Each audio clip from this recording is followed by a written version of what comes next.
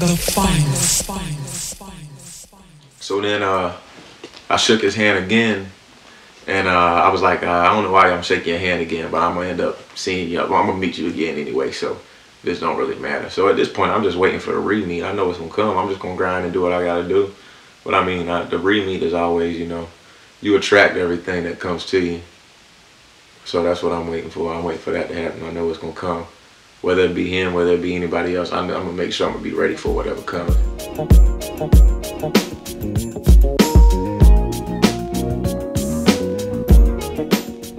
things do happen for a reason. And don't, whether it's big or small, everything happens for a reason. You meet people for a reason. People is angels out here. You meet people and you don't even know that they can bless you. They might have your blessing in their hand, and then you treat them wrong. Next thing you know, your blessing gone. Or the opportunity come up and you think it's something small, but then he got something so big for you, you ain't even think about it like that.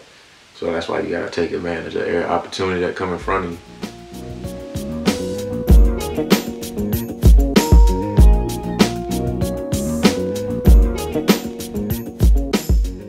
No, the mixtape was real.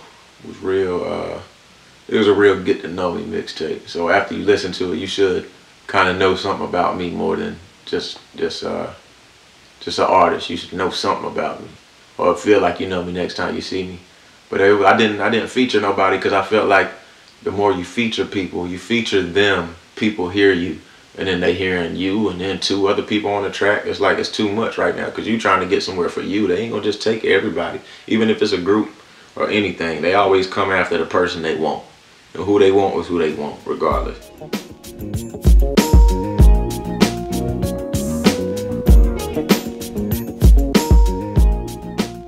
Man of the year.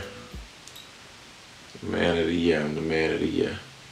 That's the track that they need to hear, because I think I touch every aspect in that track. I touch every track when I tell them I'm the man of the year. I ain't never have fear. Yeah.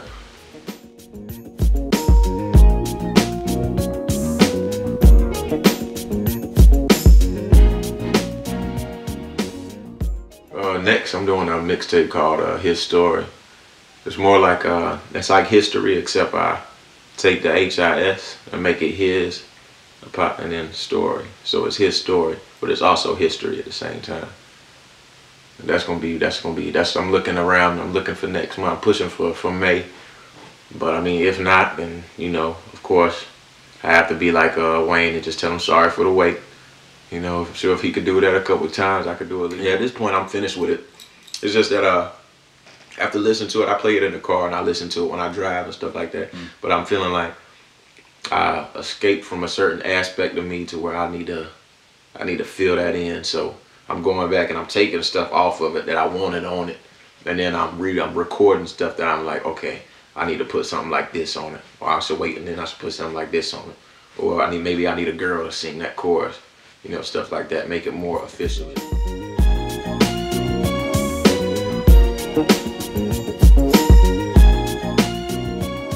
Shout out Tim Johnson International. Yeah. Okay. Good job, man. That's a real good dude. Like I went to them and nothing like that. So this is another blessing that was brought to me. Or you never know what it is. You just take the opportunity. So they came to me about some modeling. And then through that, I ended up meeting some photographers and stuff like that. That ended up hearing my music, asking for my music, and then saying we got to do something together. So automatically opening the door for something more than what I was expecting or they was expecting. So that was a real good opportunity.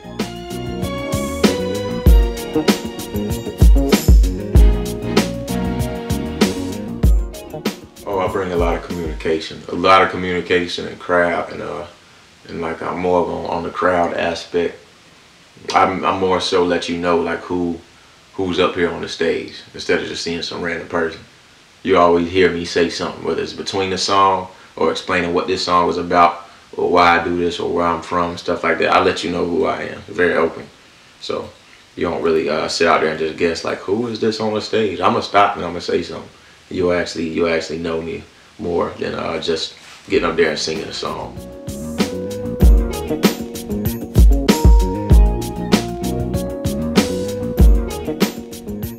Yeah, that's coming in the future. As soon as I'm getting, I already mentioned Dreamhouse. I'm in the process of getting that registered, so then I can actually start to make shirts and then registering everything so I can actually make these shirts and hoodies. And it's gonna start off with like shirts, little, you know, t-shirts and stuff, just to see, get the little prototypes. But then I'm gonna go to like hoodies, long sleeve shirts. Cause I want them to be real nice. I want them to look just like a shirt that you would buy out of the store. I don't want to be no regular shirt and you look at it and be like, oh, that's plain text printed or something like that. I want it to be in the thread. I want it to be real.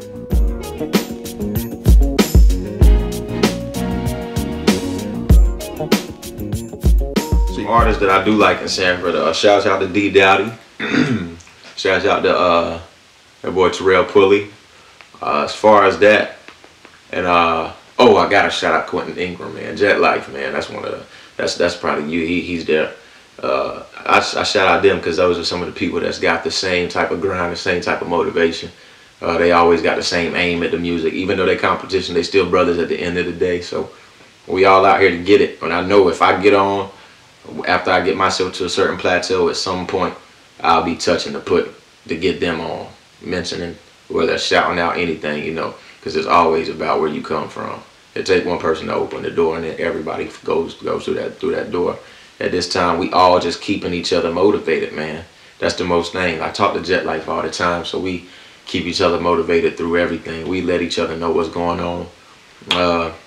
D Dowdy and Lil Pulley, them boys, I used to, back when I was like 15 doing the music, I just seen Lil Pulley coming in with some songs done and stuff like that. I used to be like, man, I want a CD, stuff like that. But then after it got to a point where I got good at my craft, that's when they kind of fell off just a little bit. And I looked at it as like, nah, you know, like, yeah, they got to get back on it, because I know where they supposed to be too. Like, they supposed to be grinding out here getting it, because they gonna have it one day.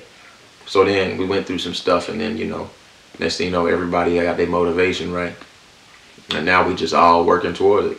We just all working towards it. Gave both of them the mixtape this weekend just passed. They loved it. You know, I went and seen them, and they liked it and everything. So then we all just motivating each other at this point. I really like their music and what they doing. They going some places.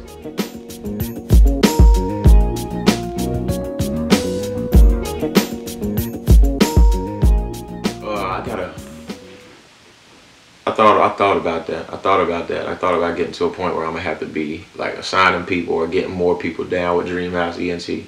But I haven't thought about it all the way just yet, because I gotta make sure that I'm on the CEO level when that comes. I gotta make sure I'm on the business aspect of it as soon as it comes, and know how to run it and manage it how I want to. But at this point, I'm just getting it registered for myself, because a lot of people ask me. They ask me just like in my song "Talk to Me" when I shout out Dreamhouse. They be like, who is Dreamhouse? Or they think it's, or somebody got the mixtape and sing Dreamhouse on there. Like, who is Dreamhouse? And that's when I tell them, you know, that's something that's coming up. That's gonna be something I'm gonna run. Now I'm sure a lot of artists gonna want to be down with it, because a lot of artists come to me about the music. I want to do collabs and stuff like that. So then I actually find artists that I think is really critiqued enough to be good, and just critique them and get them to that point. And then next thing you know, you're down with Dreamhouse.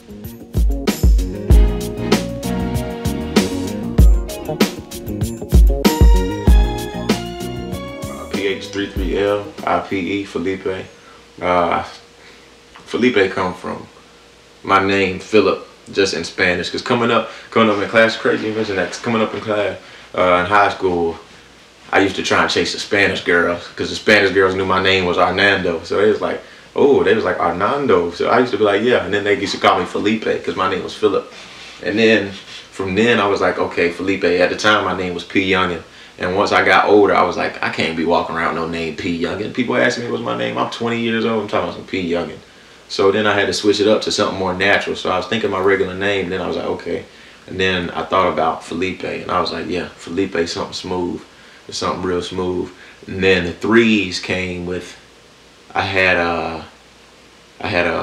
used to have on my book bag, I had Phil, like that. It was Ph33lipe, and it was Phil. It was like Phil. And then I just added IPE, and then I was like Felipe. It's different.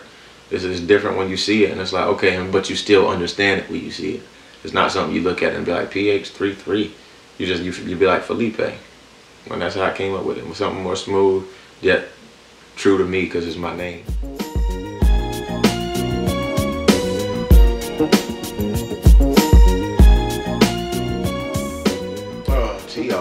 you know, he always had, you know, we was together all the time. All our life we was together, so he supported me in certain ways. Sometimes he supported me in a it was negative but positive, because he gave me sometimes he gave me more pain to write about some stuff, because I always was chasing it. He was like, you know what the percentage is to be a rapper and blah blah blah blah. He used to be like, yo, I'm gonna show you all the time.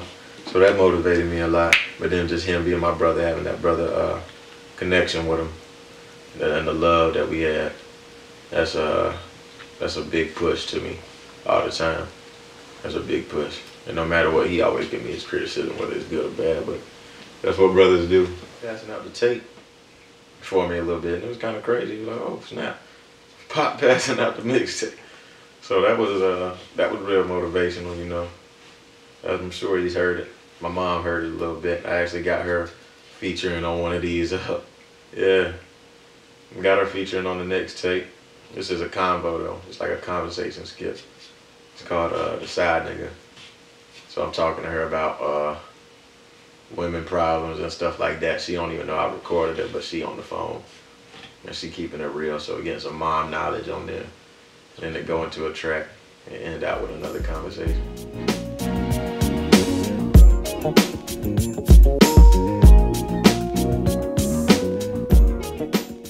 Well, the battling was on some other stuff, like, yo, I'm the best in this city. I knew I was the best in the city. You know when you're the best. So I was the best in the city. I was just waiting to show up. If you could rap, I want you to say you rap. And if I was coming at you. Basketball. I remember a basketball game. Shout outs to Kev, man, Kev Monroe. We was at a basketball game. We used to just sit in the bleachers. Everybody that went to the school, you know, everybody sat in the same corner during the games. And one day, me and him used to always, like, it was like every time we saw each other, it was like a title fight, a rerun. People used to always bring it up, like y'all battling all the time. And I used to just be ready for them. I used to know, like, I'm going to the game on Friday, I write a verse on Monday. Memorize it that week. Soon as Friday comes, soon as I seen him in there in the game, I just come off the top, just spitting at him. And then it just got to a point where I elevated to the point where it won't, you know, there was no contestant at the time. It took me losing in a battle one time to even get as good as I was. That's why I look up to Casanova. Shout out to Casanova too. So then it took me losing. I battled the cat that he set me up with. And I thought I was good at the time, but no, them boys was on another level, man. Them boys was out there doing it. I didn't think people could hold me at the time, even though I was young. I ended up battling him, and he actually had some stuff to say, and he went off.